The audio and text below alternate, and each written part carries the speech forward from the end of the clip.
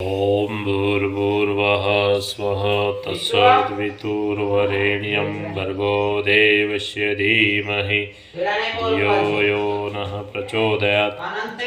नमो ज्येष्ठाय च कनिष्ठाय, नमः पूर्वजाय चापरजाय च, नमो मध्यमाय चापगल्लाभ्याय च, नमो जगन्दाय च बुंदाय च।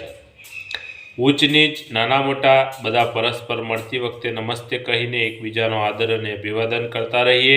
एनाथी परस्परनी प्रसन्नता अने तालमेलनो व्यवहार वधे छे। कोनी अंदर शुं छे एनो परिचय तेना व्यवहारथी जाणी शकाय छे। जेनी अंदर दुर्भावनाओ, अहंकार अने दुष्टतानुं आवरण हशे ते बीजाओनी साथे अभद्रतापूर्ण व्यवहार करशे।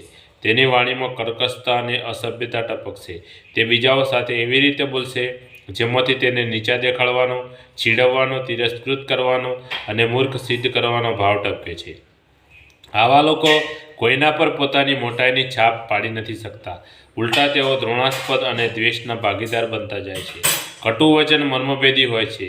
ते जेना पर छोड़वामां आवे छे तेने हचमचावी मूके छे अने हमेशने माटे शत्रु बनावी दे छे। कटुभाषी माणस निरंतर पोताना शत्रुओनी संख्या वधारतो जाय छे अने मित्रोनी घटाडतो रहे छे।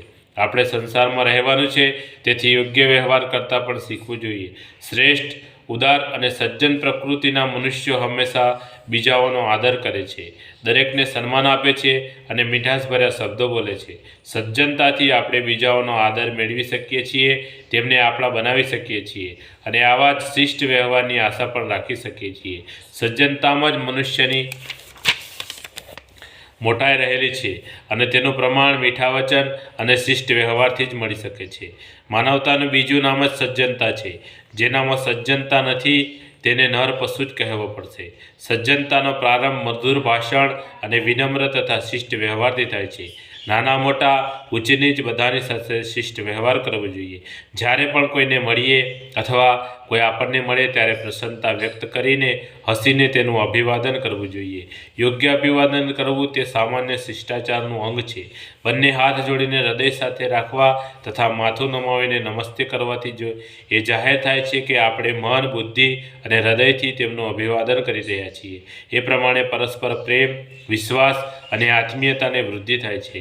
नानाओने पण आप अथवा तमे कहीने प्रेम तथा स्नेहपूर्वक तेनुं अभिवादन करीए तो ते तेमना आत्मविश्वासने वधारे छे। बीजाओनी उंमर, शिक्षण, धन अथवा पदनो विचार कर्या वगर एकबीजा प्रत्ये नम्रता अने आदरभरे व्यवहार ज रजू करवो जोईए। धर्मराजा युधिष्ठिरे युद्धना क्षेत्रमां पण सर्वप्रथम कौरव पक्षमां जईने भीष्म पितामह, द्रोण, कृपाचार्य वगैरेनुं अभिवादन कर्युं हतुं अने त्यार पछी तेमनी साथे युद्ध प्रारंभ कर्युं। आपणे हमेशा आपणाथी मोटाओनुं सन्मान करवुं जोईए। महाभारतनुं ज वचन छे, अभिवादनशीलस्य नृत्यो वृद्ध पसेवीन चत्वान तस्व धर्मंत आयुर्यशोबलम। अर्थात पोताना पूज्य वडीलोने आदरमान आपनारनी उम्र, विद्या, यश तथा बळ चारे निरंतर वधे छे। बोलिए सद्गुरु भगवाननो जय। आज का आनंदनो जय। आद्य शक्ति मां गायत्री मातनो जय। पोतपोताना मात पितानो जय।